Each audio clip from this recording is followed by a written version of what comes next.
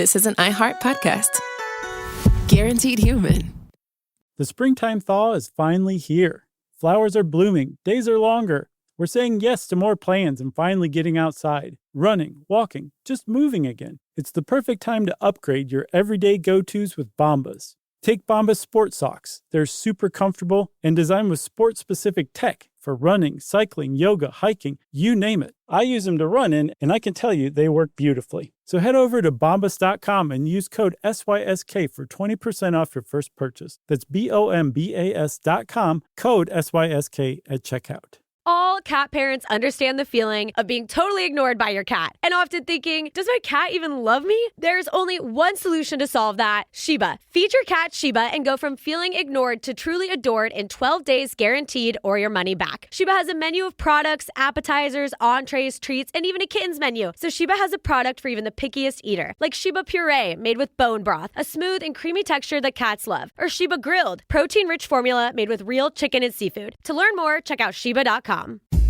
Hello, friends. We have a book coming out finally, and it is awesome. You're going to make me say the title again? Yeah.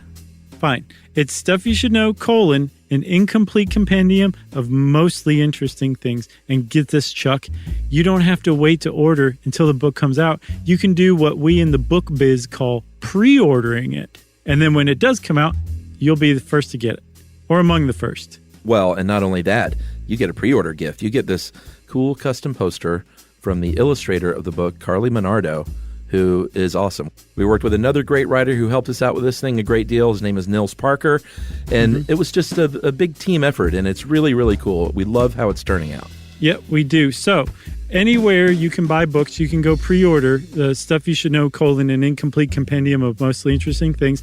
And then after you do, you can go on over to stuffyoushouldreadbooks.com and upload your receipt and get that pre-order poster. So thank you in advance for everybody who is pre-ordering. That means quite a bit to us, and we appreciate you. Stuffyoushouldreadbooks.com. Pre-order now. Welcome to Stuff You Should Know, a production of iHeartRadio's How Stuff Works.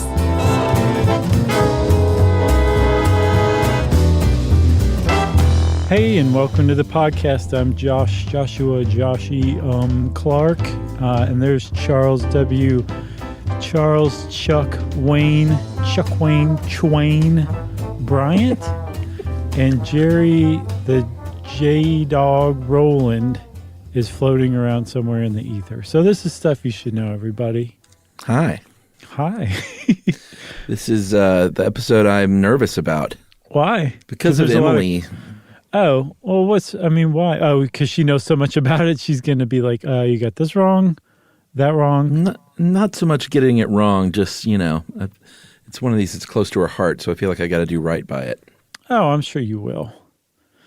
Like, I usually don't care at all about anything we ever talk about.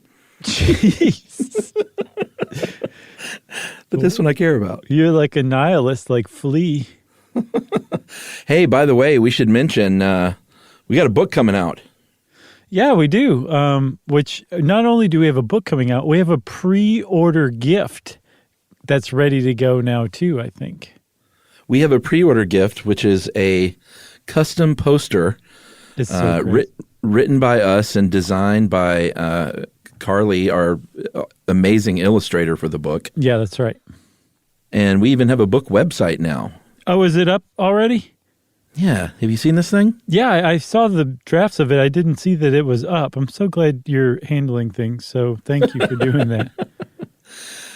Yes, and that is stuffyoushouldreadbooks.com. So great. Oh, and it looks great. The webpage looks awesome, and it gives you a little excerpts, and you get a little peek inside. It looks way better than our actual site, like our regular Stuff You Should Know site. It's great. We're working on that too, though. We are. But so here's the deal: you can go anywhere and pre-order the book now, and then come. I think sometime in is it October, or November, Chuck? When the pre-order gifts are coming? When the actual book arrives, when it comes out. I think we pushed it back a little bit into November, right? Okay. So you will eventually get the book, but in the meantime, if you go on to the website, stuffyoushouldreadbooks.com, you can upload an image of your receipt and they'll say, oh, thank you for pre-ordering the book. Here's your pre-order gift. And you can hang it in your room next to the torn out posters from Tiger Beat magazine. Wasn't it Teen Beat? I don't think so, smarty pants. So we're going to be mentioning this a lot because as John Hodgman told us, the secret is to ABP, always be plug-in. That's what I know. Man, it's going to be on his headstone. And there'll probably be a QR code on his headstone so you can buy his books. Oh, man. It's a great idea. So we're talking today not about books necessarily. We're talking more about essential oils than books, although there's plenty of books on essential oils, but that has nothing to do with our book. Instead, Essential Oils has to do with our podcast, in particular, this episode of our podcast, which is on essential oils. That's right. And these are the oils, these little chemicals that are stored in plants, in the glands of all different kinds of plants and all over the plants, from petals to stems to roots. And depending on where you are in the plant, you might be getting a different kind of oil from that particular spot. Yeah, there might be a certain type of essential oil found in the seeds and a totally different one found in the leaves or the roots or the bark or the stems, the twigs, the hair, the teeth. Basically, every part of the plant can hold some sort of essential oil. And one of the things that I love about this, Chuck, is that science isn't 100% sure exactly what the functions are of essential oils, but they know that it's some form of communication. I mean, like scent is a form of communication in the plant world and the animal world. And these communicate different things, likely things like, get away, cow. I don't want you near me and eating me. Instead, bring on the honeybee to help pollinate me.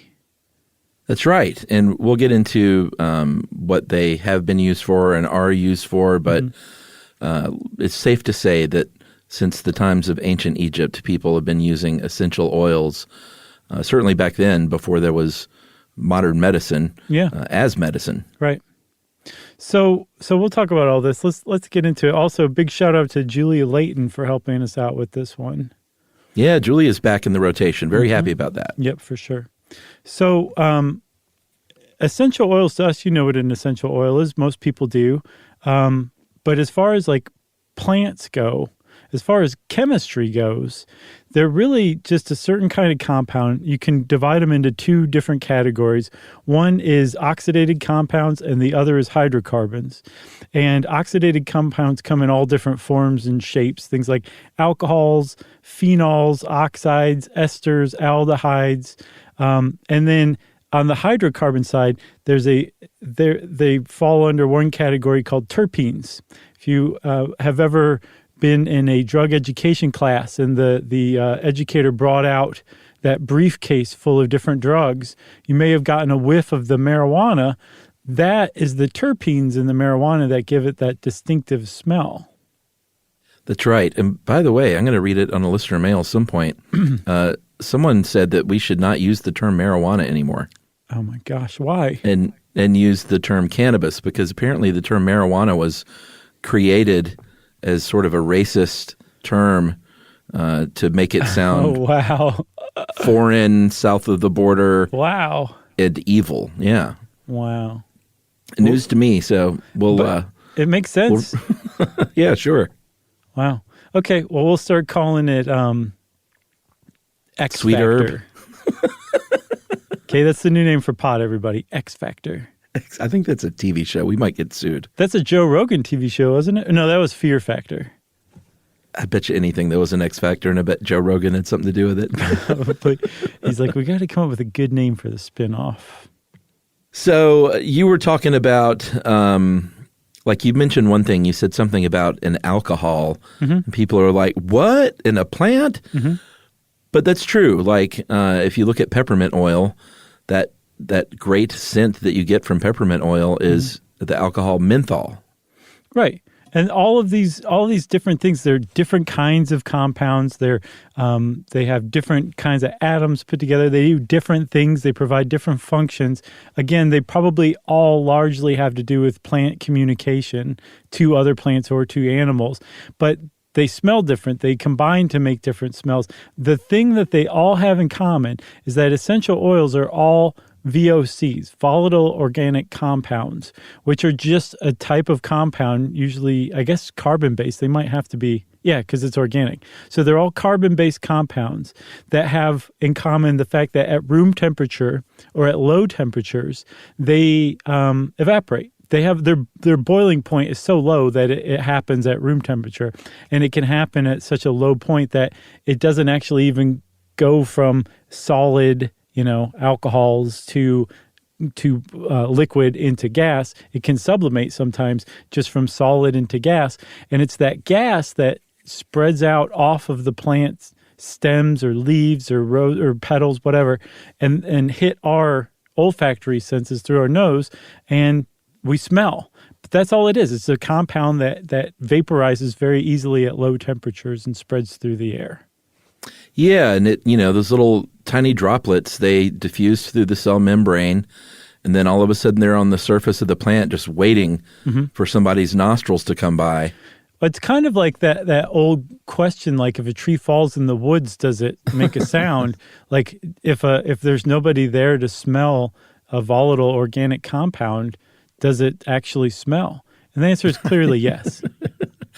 Yeah, and just the tiniest, sometimes you can just smell with your nose and it smells great, but sometimes the tiniest bit of activation will get it going. One of my favorite things to do is on a walk, when someone's got one of those big, beautiful rosemary bushes out in there by the sidewalk, it's just, Emily and I both, and my daughter too, just run our hands up one of those stalks. Sure. And just rub our hands together, and you got delicious steak hands. Which is why, that's also a good example why if you grow rosemary that you use in your food, you want to grow it away from the sidewalk. Because who knows people are touching who it. is walking by with what on their hands, rubbing your food, basically. Hey, man, if you've got edibles in your front yard, then that's your fault. I'm saying, yeah, they're totally up for grabs. But you need like the public rosemary bush for people to walk by and smell. Then you need like your head stash rosemary bush up by your house, Right, and if you go up to the house, you can lean out the window and say, "Hey, sir, that's my private bush. Stay away, steer clear." Steer clear. So, okay, so volatile organic compounds, we've kind of gotten that across, I think. And with essential oils, this is, I think, pretty essential to know. When you smell something like lavender or rose or juniper, something like that, like what that smell smells like. And from researching this stuff, I think scientists have managed to isolate the essential oils found in like 3,000 different species of plants so far. It's amazing. 300 of which, and we'll talk about this more later, but 300 of which have been shown to have some sort of biomedical properties, which is pretty important. But from all of these, they've realized there is a central player, right? Like, what was the one that you called out? Peppermint oils, menthol? Uh-huh. It's a type of alcohol. But if you just smell menthol, you're not like, that smells like peppermint. Instead, the essential oil is that main component, that main volatile organic compound, with dozens or hundreds of others in varying quantities and amounts, all mixed together just perfectly so that you have not menthol, but peppermint, the essential oil of peppermint. And that is what an essential oil is. It's a really intricate, complex combination of volatile organic compounds that is the essence of that plant. That's right. The essence of the plant. That's exactly perfectly said. And I'll just say this now. We're going to talk about him in a minute, but there is a Swiss chemist, Chuck, named Paracelsus, and he was an alchemist. And it turns out the alchemists are the ones who coined the term essential oil, because the alchemists believed in 5 elements The 4 elements were earth, wind, water, and fire. And then there was a 5th element that was like elusive. It was the one that bound all the other elements together and it was the glue that bound reality and existence in the universe together. And so quintessential comes from quinta essence, meaning the 5th essence or the 5th element. And so quintessential was shortened eventually into essential oil, which was thought to be the purest, most basic, fundamental essence of a plant. So that's where we get essential oil, is from alchemists. Boy, why wasn't there a soul band in the 70s named The Fifth Essence? Featuring Billy D. Williams. They could open for Earth, Wind, and Fire and Water. For sure. Yep. And they would have done the soundtrack to The Fifth Element. Yeah. Whatever. So if we go back in time, if we hop in the old Wayback Machine, boy, we haven't been in this thing for a while. No, let's think about it. Kick it, Jerry.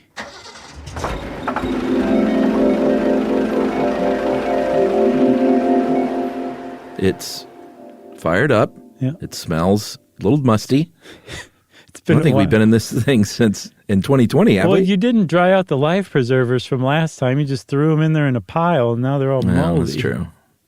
Well, luckily we have some essential oils on hand because we're going back to ancient Egypt, and this is when they started using essential oils, integrating them into medicine. The trades between, of course, in China, they were doing stuff like this.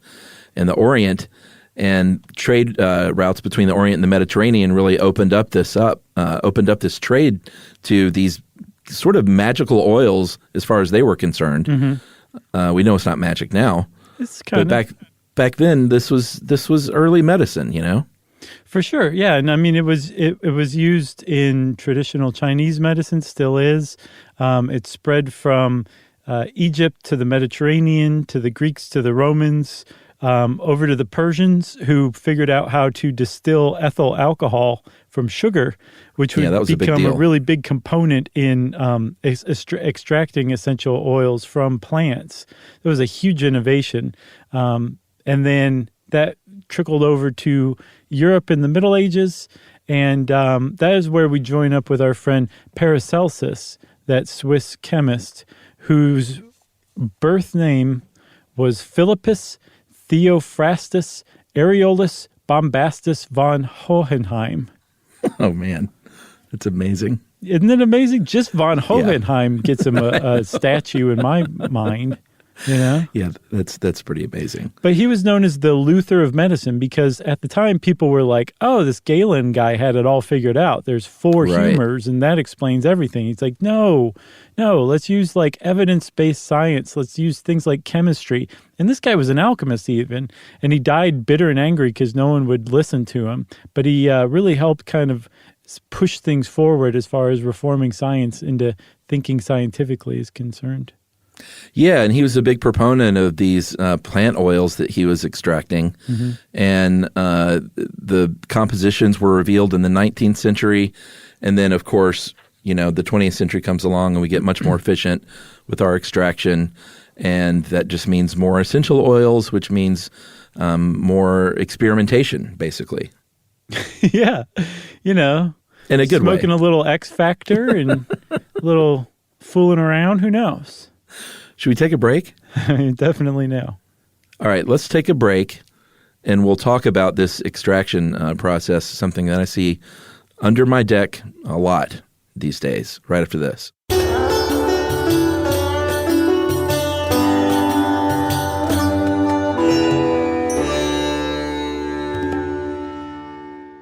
The springtime thaw is finally here. Flowers are blooming, days are longer. We're saying yes to more plans and finally getting outside, running, walking, just moving again. It's the perfect time to upgrade your everyday go-tos with Bombas. Take Bombas Sport Socks. They're super comfortable and designed with sport-specific tech for running, cycling, yoga, hiking, you name it. I use them to run in, and I can tell you they work beautifully. So head over to bombas.com and use code SYSK for 20% off your first purchase. That's BOMBAS.com, code SYSK at checkout.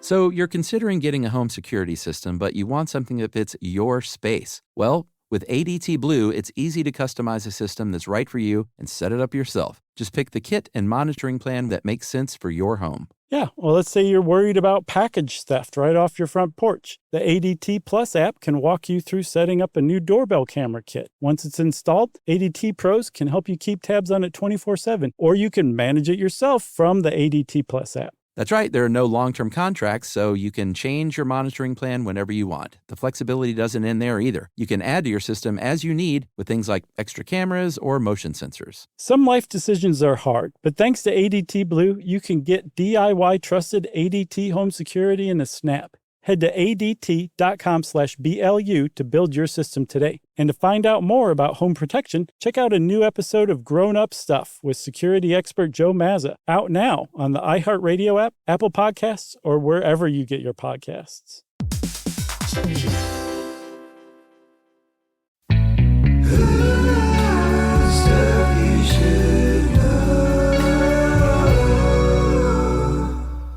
So I want to say something, Chuck, with extraction. One of the reasons why essential oils are so expensive, and if you get really good essential oil, you're going to pay a lot for it. I saw if you bought a liter, which seems like a lot of rose oil, but if you're going to turn around and sell it in smaller amounts to other people, you would probably buy a liter. If you have $21,000 to cough up for a single liter of rose oil. And the reason why essential oils are so expensive is because it takes so much plant material to get that essence from it, right? So with roses in particular, you can expect to need about 5 metric tons of rose petals just to get a kilogram of rose oil, 3,000 lemons to get a kilogram of lemon oil, and something like 440 pounds of fresh lavender flowers to get a kilogram of lavender essential oil. Yeah, for our American friends who are like, dude, what are you even talking about? 600 pounds of rose petals for 1 ounce of essential oil, or 40 to 60 rose buds for a single drop of Rose Otto essential oil. Isn't that That's amazing? amazing. I love stuff like that. Well, and essential oils are my favorite new thing. No, it's cool, but it's also, sustainability is an issue because of that. Oh, yeah. They use the most plant material to produce that very small amount of oil.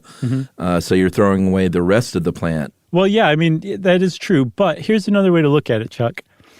If the purpose of life, genetically speaking, is to multiply as much as possible, we are helping plants by propagating them.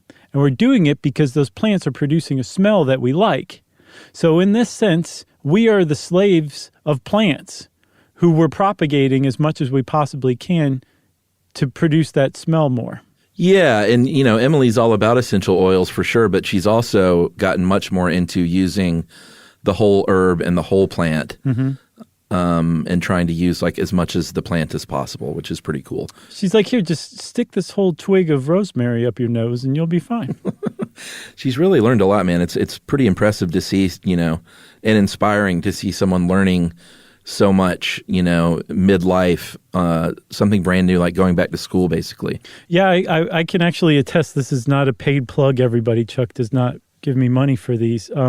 We got some soaps and some room sprays, I think I told you, from Emily, from her company. And nice. We actually sent some to some friends. And within like a couple of weeks, they were asking, they were dead. Where can we, they said, where can we get some more of this?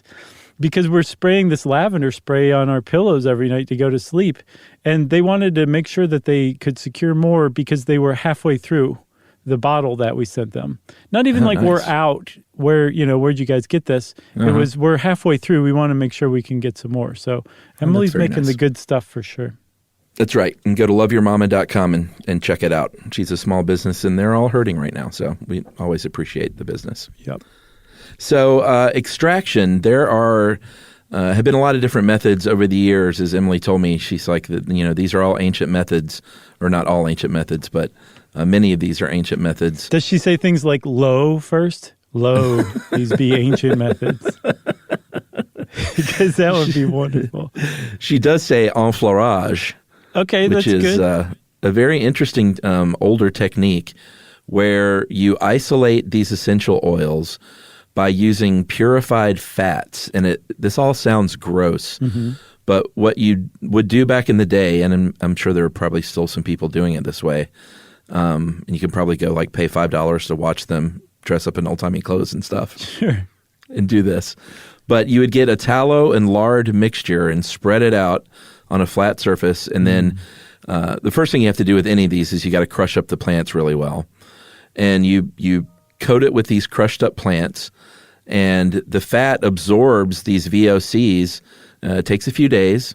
Then you filter out those plant parts, because you don't want those around anymore. You've gotten what you needed from them. You're done with them. Get out of my sight. And then the fat will eventually become saturated with this essential oil, and then you extract that oil with a solvent, basically like alcohol. Yeah, from what I saw, though, this is a multi-step process where once you extract or once you get rid of like the plant material, once you've gotten the essential oil out of it, you repeat the process again and again and again until like the fat is saturated with essential oil. Oh, yeah. That's pretty cool. And that's great. That seems very ancient indeed. And there's another variation of it called maceration, hot fat, which is where you do the same thing, but you warm the fat to kind of speed up the absorption process. So I guess that means that essential oils, or at least certain kinds of them, are fat soluble is what I'm taking from this. Yeah, I couldn't really figure out this maceration. That may be an old term. Because like a macerated oil is basically an infused oil. Yeah. Where you use a carrier oil now. Yeah, my understanding or my familiarity with maceration is when you make a vinegar shrub to put in cocktails or whatever. Macerating is where you basically chemically mash the fruit by putting so much sugar on it that it just breaks it down. And then you take that and add vinegar to it and shake it up and let it sit for a few weeks and thank me later. One of my favorite ways of extraction is good old-fashioned mechanical expression, another good band name. And this is like citrus rinds, like all those great essential oils that you get from an orange peel or a lemon peel. And you cold press this stuff and just extract those oils with good old-fashioned elbow grease. This is what Lucille Ball was doing to those grapes in that classic episode where she's mashing grapes by jumping around a tub with another lady. I mean, is there anything better than taking a lemon twist and squeezing that thing into a drink and seeing those that citrus sneeze come out of it? Yeah, and then like it kind of floats like oil on top of the drink. It's when you get it just right, it is very satisfying. Agreed. Or to, if you ever just like use some lemon juice and then throw away that lemon without using the peel for something, then you're doing it wrong. Like spray it in the air, spray it on your counter, spray it on your hands, do whatever. Oh, friend, this is what you do with a lemon peel. You never throw it away. You throw it into your garbage disposal. And you eventually run your garbage disposal. And not only does it make your garbage disposal smell really good, it actually disinfects the garbage disposal so that it doesn't smell funky. Nice. Yeah, do that. Like if you drink a lot of lemon water, your garbage disposal is going to thank you for it.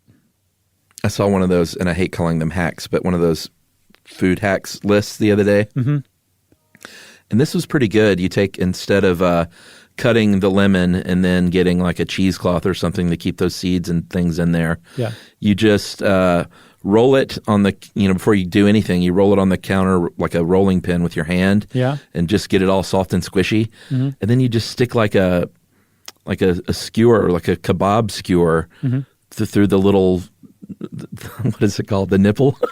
Sure, the nip. The nip of the lemon all the way through, and then that's just a little spout, and you can just squeeze the heck out of that thing. Oh, and wow. The only thing that's coming out is the juice. I've never heard of that food hack. It was a good one. You know what else we could call that part of the lemon is the lemon's moose knuckle. What do you think about that? That or the nip? Make your choice. What else do we have? Well, Emily is a steam distiller. You know, she's got a still, and she uses steam distillation process. Yeah. Which is very cool to see. So with steam distillation, it's basically the same thing that you would use to make like gin. The still that we talked about in gin is basically the same thing, where you've got some hot water that's producing steam. The steam rises up through like a grate or a grid or something. It passes through that and then up past these mashed up bits of whatever plant you're extracting the essence from. And then that water vapor carries those essential oils from the mashed up plant up, and then down again to another part of the still where it's cooled and turns into a combination of oil and water. And correct me if I'm getting any of this wrong, because I've never actually seen this firsthand. And then the oil and water goes into the final little area with a spigot at the bottom for the water and a spigot at the top for the oil, which will eventually start to float.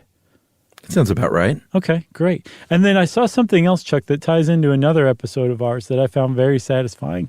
Ultrasound is used sometimes to pre-mash the, or I guess pre-extract the essential oils. So you'll take, say, I saw a demonstration using this ultrasound wand, basically, and they just had a cup of water and like hops that they'd mashed up, some hops, and they just stuck the ultrasound wand in the water and it made the water go crazy. And what they found is that using a lot less energy and even less plant material, you can extract more essential oil, because the cavitation that's produced by those sound waves in the walls of the cells that hold the essential oil in the plant, those cell walls get busted open, and so way more essential oil comes out. So you can actually get more essential oil out of the plant, and it takes lower temperature steam to lift that essential oil out, so there's no thermal degradation. There's a lot less thermal degradation. So you use less plant material, less energy to get more essential oil out, thanks to the beauty of ultrasound. Now, before they did that demonstration, did they say this wand has not been up anyone's butt? Of course. Okay. That's how they start every single video in Germany. Oh, boy. That was a German company. Sure. And they're into that kind of thing. Yeah, and Germans listen to this. Hey, Germany, because we have a specifically tailored ad for Germany, which I'm proud as punch about. Yeah. Guten Tag, everyone. Yeah. Do you know what that means? It means this wand has not been up anybody's butt. That's right. Guten Tag. So the uses of essential oils, depending on who you ask, and we'll get into the controversies of how they're marketed, because there are some for sure. Yeah, a couple. You know, if you read some sites, they'll say basically they'll cure anything, or maybe not cure anything, because you have to be careful of how you say things. But no, they still say that. Do they? Yeah, it's bad. But some of the legit uses of essential oils, they can be a preservative, they can be a flavoring agent. They are certainly used as scent agents and all kinds of things. Yeah. Emily makes her own insect repellent, mosquito repellent. What does she use? Like citronella? Geez, I should know this because I spray it all over my body like every night. Yeah, you should. I don't know. I just trust her that she's doing it right. It can be a fungicidal, herbicidal, and pesticidal agent for crops. And then there's aromatherapy, which we'll get into in a few minutes as well. Yeah, and all of those will make a lot more sense in a second once we talk about the actual evidence-based research into what kind of biomedical properties essential oils have. One of the things that we found like pretty early on, and we should say there's, hundreds of essential oils that are used for aromatherapy or for industrial purposes, and we really have studied just a handful of them. But the ones that we have studied have turned up some pretty interesting results. Like we found that very clearly some essential oils are antimicrobial and antifungal as well. Some essential oils are both at the same time. Like clove oil, if you're a bacteria or a fungus, you do not want to be around clove oil because it is going to mess you up pretty bad. Worse than Rocky on Draco eventually. Yeah, tea tree oil is something we use a lot in our house as well, to like dry out a pimple, let's say, Yeah. or to heal something, something like on your skin. It's very good for skin treatments. Yep. What else here? We should mention too, the reason people are turning to these is because there's a big movement, and there always has been, but it seems like it's really gained steam in the last decade of people trying to find natural alternatives to synthetic treatments. Sure, which is laudable and commendable as long as the science backs it up. And part of the science also, too, is showing that it's not actually harmful, which we'll talk about, too. But one of the things that they're figuring out about essential oil, or scientists, I should say, is that because they have antifungal properties and antimicrobial properties, and because those properties survive being vaporized, that you could use this stuff as a spray for a cleaner, conceivably. And that's not to say, like, just stop using any other cleaner and just use clove oil, although we use clove oil a lot to disinfect things. We use lavender oil to disinfect things. So, I don't know, maybe do what you want. But we're probably going to start seeing more essential oils in cleaning products than we do even now, and they're starting to be all over the place. Yeah, I mean, the air-based disinfectant is pretty interesting. We use, Emily makes room sprays, and those I don't think are so much for the disinfectant as just a good, scent-based poop cover-up. Yeah. Oh, I hadn't thought about that. I was just using it to make the room exponentially more pleasant. Yeah, but they're good to have in the bathroom. You know what I mean? What do you mean? After you poop. Oh, I gotcha. Another cool thing is there is increasingly there is drug resistance among infectious microorganisms, and so that has opened up the doors for more research into the anti-pathogenic properties of essential oils, because they're saying like, hey, maybe some of this stuff can be replaced, these synthetic compounds, with these natural compounds. So they're talking about MRSA here, right? So one of the problems with MRSA is that it's resistant to the drugs we have. So even if you're like, I don't care if it's all natural or the most horrid industrial compound we've ever come up with, kill the MRSA because it can kill us and we can't treat it. They're finding that the essential oil has properties that MRSA can't develop a resistance to. So not only can it kill MRSA, we would expect that MRSA is not eventually going to evolve to be resistant to these essential oils as well. Yeah, and maybe now would be a good time to take that next break, because we're going to dive into aromatherapy, and that's the one area, like you said, they've done, I wouldn't say a lot, but they're doing more and more studies on a handful of essential oils and their uses, but aromatherapy is the one area where they still have not done a ton of studies, and that's probably the most controversial area of essential oils, wouldn't you say? It is, for sure. And before we take a break, I do want to say we're talking about individual studies that are basically the first steps in a scientific understanding of the properties, the biomedical properties of essential oils. So it's all like gee whiz and everything, but it's not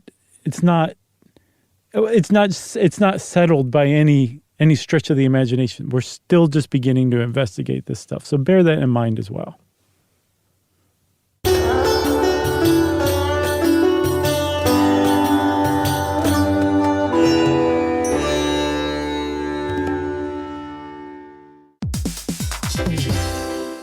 Hey, everybody, here's a fact for you. In the United States, there is a break-in every 26 seconds, and that means that somewhere right now, an intruder is getting closer. And the problem with most security systems is that they only alert you after the break-in has started, and that's too late. Well, that's what makes SimpliSafe different. They use alerts. SimpliSafe's U.S.-based live agents, they identify threats on your property and help deter them before they actually break in. So the intruder never gets into your house. The crime is stopped before it even starts. That's right. And another great thing about SimpliSafe is they have no long-term contracts. They give you peace of mind and great value with their monitoring deterrence plans, because they just start at about $1 a day. Yeah, Simply Safe sent us a setup years back, and I still use mine every day. Yeah, and apparently setup, you can do it by yourself in under 30 minutes. So it's a really good value and it doesn't take long. So if you want to experience the Simply Safe peace of mind, you can take advantage of the Simply Safe discount offered to Stuff You Should Know listeners. Right now, you can get 50% off your new system by visiting simplysafe.com/stuff. That's half off at simplysafe.com/stuff. There's no safe like Simply Safe.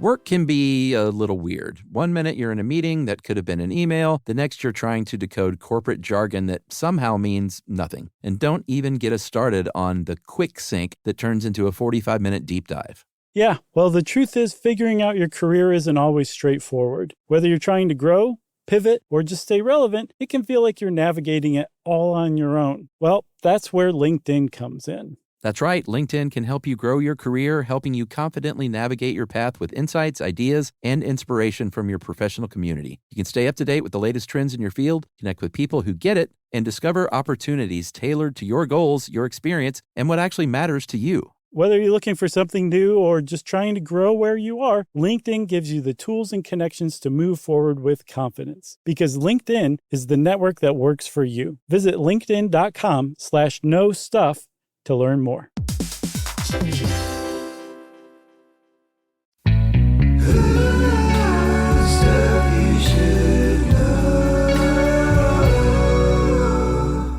All right, Chuck, we're back. That's right, to talk about aromatherapy. And this is when you get into how the different applications for essential oils. And Emily told me to make sure I mentioned that there are people out there that are recommending people actually ingest essential oils more and more, and she's saying don't do that. That sounds a lot like injecting bleach or cleaner to combat viruses. That's not how these work. Yeah, she's saying that there are people out there recommending that you literally ingest this stuff, and she's saying don't do that. It's a good PSA. It's much better in a tincture, maybe, or a topical thing, or in this case, we're talking about aromatherapy, which is breathing stuff in either through your skin or into your mouth and lungs. Yeah, but either way, apparently, however you ingest it like that through your lungs or your nose or mouth, your olfactory center is initiated, and it starts doing all sorts of different things depending on what what volatile organic compounds are hitting it, right? And one I found that was a really good example, my favorite smell of all time, lavender. And lavender, through some studies, isn't it great? Through some studies, lavender has been shown to prevent serotonin reuptake. They've shown what kind of neurochemical mechanisms lavender affects our brains through. And one of them is it prevents serotonin transporters from doing their job. Once a serotonin transporter gets a hold of like a serotonin molecule, that thing gets taken out of your brain and you're no longer feeling your mood from that particular molecule of serotonin. Well, lavender, or specifically I think lavendul, which is a terpene from lavender, prevents the serotonin from taking up, or the serotonin transporter from taking up that serotonin. That's step one. And then another one is that it's an NMDA receptor antagonist, which puts it in the same class of chemicals, that dissociative chemicals as ketamine. So it does. They've actually studied lavender now closely enough to say this is how it affects your brain, and it definitely does affect your brain. So there is something to the idea that aromatherapy does have therapeutic effects, and lavender in particular. Now we understand how. Now, do you mean SSRI potential, like a natural SSRI? I don't know, because I think part of the other thing about essential oils too is, like, the impact and the effects that they have on us are pronounced enough that we could study them and see them. But it doesn't necessarily mean we're going to be able to just take lavender pills as like a mood enhancer or to combat depression. It's just not pronounced enough for that. It could conceivably open a door to some inquiry or some investigation that could lead to new synthetic compounds based on what we find. But just taking like lavender is not going to cure your depression from anything I've seen. Yeah, and I think, it depends on who you're talking to. Some people might advocate for a complete replacement of, a practitioner of TCM, let's say, might be like, nah, man, don't take any of these quote unquote Western medicines. Mm-hmm. Like this is the only stuff that you need to be taking. But other people will say, hey, you can augment with things like lavender or eucalyptus or cedar wood and stuff like that. I have no problem with augmenting. I have no problem with traditional medicine of any culture as long as it works. It's not harmful to the user, and it's not harmful to other sentient beings or the planet. Those are really my only qualifications. As long as it works, just go for it. But just make sure that those caveats are checked, or else it's harmful. Yeah, well, let's talk about some of these purported benefits of these various oils. We talked about lavender, of course. Relaxation and sleep is where you're going to see a lot of it, like spraying it on your pillow. Eucalyptus is a big one for congestion, for burns, for cold sores, arthritis even. Rose is a big one for anxiety. And a lot of these, too, have to do with skin things like eczema or dandruff or rosacea and stuff like that. And all of these, you should say, these are all ones that like the essential oil industry says, that not that science necessarily backs up, right? Well, that's what I meant by purported health benefits. Okay, gotcha. I gotcha. Yeah. I didn't pick up on that. Or if you play the video game Dead Red Redemption, you can spend a lot of your time gathering herbs because it's the Old West. What do you do with those herbs? You use them and craft different things with them to help yourself. Oh, that's neat. Do they have X Factor in it, in that game? No. I got bit by a rattlesnake the other day in the game, and it said, you've been poisoned. You might want to go find some medicinal herbs and eat them. Did you survive? I survived, and I shot that snake too. You shot the snake? That's got to be tough. To shoot a snake? Yeah. They are tough to hit, yes, unless you pull out the old shotgun. Oh, well, there you go. Yeah, it's funny. Someone who loves animals and hates hunting as much as I do really gets a kick out of hunting in this game. Well, it's different. I don't think it counts. Right. It's not real. Well, as far as we know, it's not real. So, some of these oils have been studied to a certain degree, and I like the way that Julia puts this, studied enough to confirm or strongly suggest a positive association between oil and a health outcome. But it's tough because and we'll get to the FDA part, but all these plants are different. And it's when you're talking about these scientific studies, that's all built on consistency of the product that you're testing. Yeah, replication. And because these are plants, it's tough, but depends on where the plant grows and what month you pick it and how it was distilled. There's so many X factors. Nice one. Yeah, that kind of confounds things, right? It does. And I mean, apparently, depending on the time of day, the plant might be producing different levels or types of essential oil.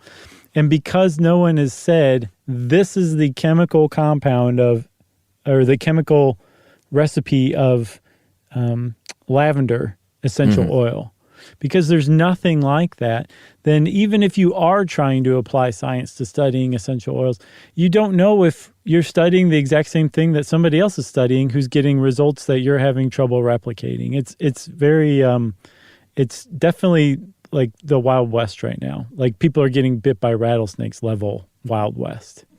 Yeah, and it's important because it's not regulated by the FDA right now. It falls in that weird gray area between being a pharmaceutical medicine and being a cosmetic. And so they aren't FDA regulated, so they don't have to go through that testing and approval process that medicines do. Right. So technically, they can make vague claims, like if you are an essential oil producer.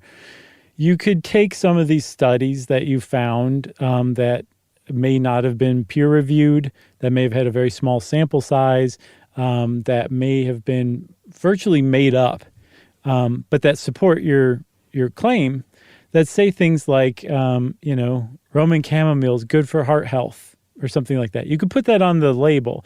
But if you say something like Roman chamomile helps stave off heart disease, you'll get a letter from the FDA saying like, hey, you're making health claims that you can't back up, that science certainly doesn't back up, and you need to stop. The problem is there's a lot of companies out there making these claims right now, all over the place. And a lot of them come in the form of multi-level marketing or pyramid schemes. Like I think Young Living is a really good example of that, where you can find Young Living products in your neighbor's garage or on Twitter or Instagram, and not necessarily in a store. And so it makes it very difficult because it's decentralized. It makes it difficult for the FDA to find out about this stuff. And then even when they do, they don't have a lot of recourse to stopping it, aside from sending threatening letters, threatening, legal action. Yeah, and I think they were one of the ones that markets to pregnant women specifically. Yeah, isn't that right? One of them. Yeah, and this is where we get to this is why it's actually problematic. Yeah, I mean, anytime that you're, anytime it's an unregulated substance, and they're saying, hey, use this on your baby or use this if you're pregnant, and there's been so little peer-reviewed research, then that's when it can get a little bit dodgy, because there is very little research on how these oils should be used at all on kids and babies. Right. As a matter of fact, I mean, there's a couple of companies. Let's see. Young Living has a series of essential oils that they recommend for different stages of pregnancy. Hopewell has a whole baby chart for your child to use for things like teething or ear infections, that kind of stuff. These are all essential oils.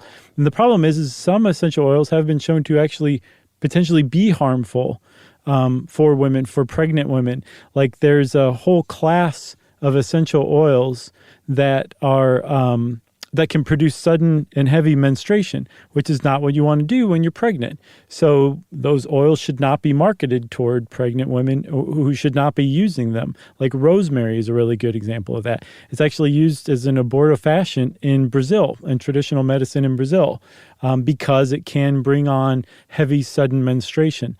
So there's a lot of reasons not to use these things, depending on your situation, who you are. And the problem is not only that kind of marketing is being avoided, they're actually being aggressively marketed toward women without proven results, but also without being proven as safe, because they skate, the edges around FDA regulation.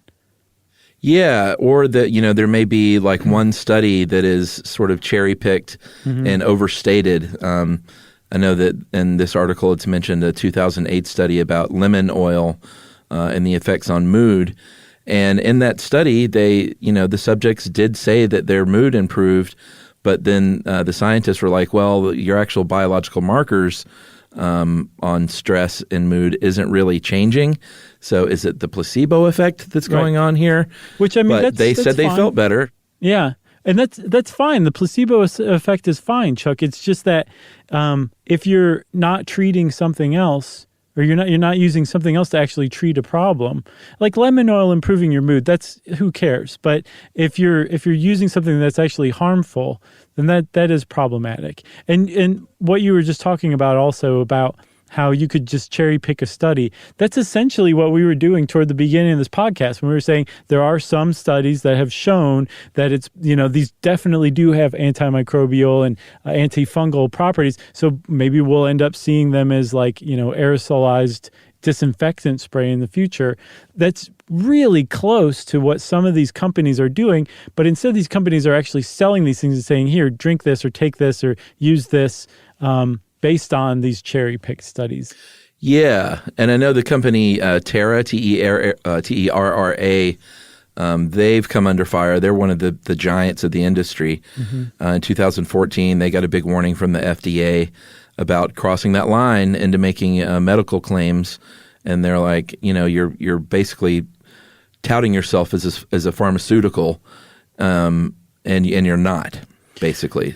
Yeah. So a really good example of this is some essential oils. There are studies out there that have shown that they may have antiviral properties, right? Like how clove oil has antibacterial and antifungal properties. Some essential oils are showing the possibility of being antiviral as well. So then those essential oils will be taken by a company like Young Living or doTERRA and marketed as a cure for Ebola or coronavirus. That's right. A big problem. That's a huge leap that's totally unfounded and that people really should not be using rather than, say, seeking medical attention. Because you have to assume that somebody who is turning to essential oils to cure their Ebola is probably doing so because they don't want to use Western medicine. The problem is Western medicine is one of the few, if only, courses of treatment that has been shown to be able to take on Ebola, and certainly not something like clove oil. So that's really, again, I don't know if I'm getting this across or not, that's problematic.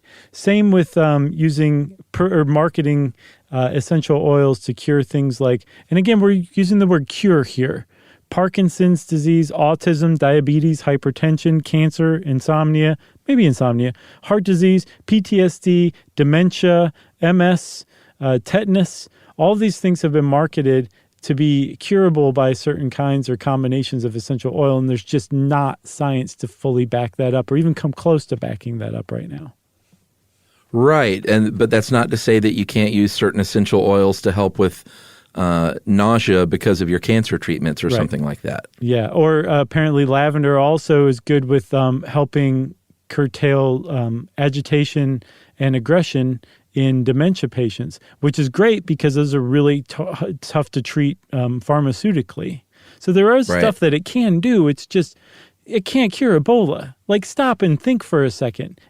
Clove oil can't cure Ebola. I'm sorry. Maybe if you take a Ebola virus and put it in a petri dish and put a drop of clove oil on it, then yes, I would not bet you a single cent that clove oil wouldn't kill the Ebola virus. I'm sure. But that's not how our bodies work inside. So stop and think for a second. If you actually are walking around believing that clove oil cures Ebola, stop for a second and just do me that favor. Just stop. Is that what you're saying? Just stop and think. Don't forget the second part. It's very important. Oh, see, I usually just stop. That's not good. Thank you for letting me go off there, Chuck. Regardless, this is a big industry, and the market is booming and growing. It's expected to reach $7.3 billion in just the next 3 or 4 years, and that's up from about $4.5 billion just last year in 2019. Mm-hmm. And they're looking by 2026, $14 billion industry. Yeah. Big money. It is big money. So you got anything else?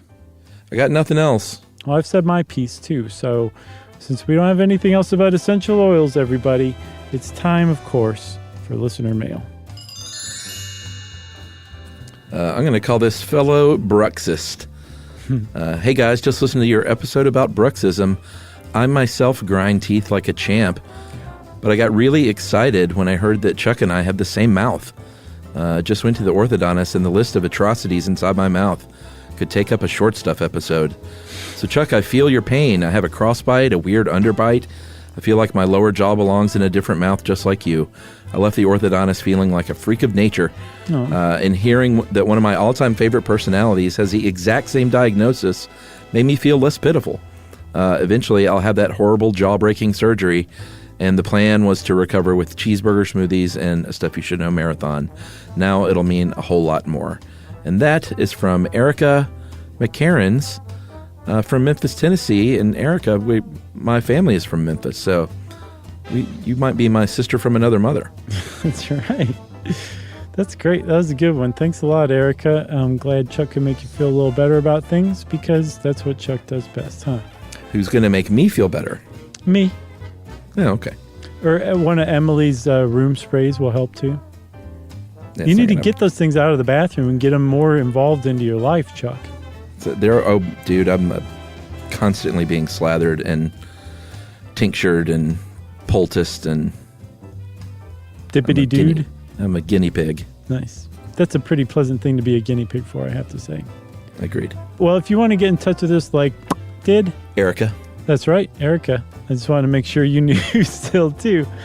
Thanks again, Erica. You can send us an email to stuffpodcast@iheartradio.com. Stuff You Should Know is a production of iHeartRadio's How Stuff Works. For more podcasts from iHeartRadio, visit the iHeartRadio app, Apple Podcasts, or wherever you listen to your favorite shows.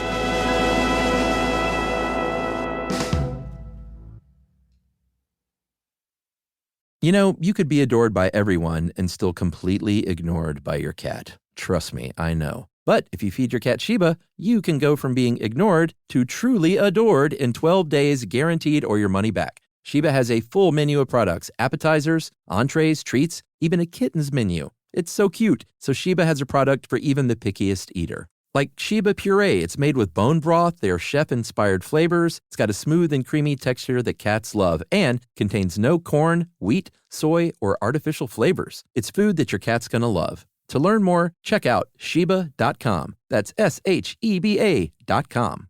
Introducing the all-new Mazda CX-5, featuring more connection. Hey Google, where's the nearest Pilates class? Safety that has your back. More discovery on the scenic routes. More passion in the details. And more control in changing weather. The all-new Mazda CX-5. More to move every side of you. See it in 5 films at MazdaUSA.com/5sides. Google is a trademark of Google LLC. Sequences shortened and simulated. This is an iHeart podcast. Guaranteed Human.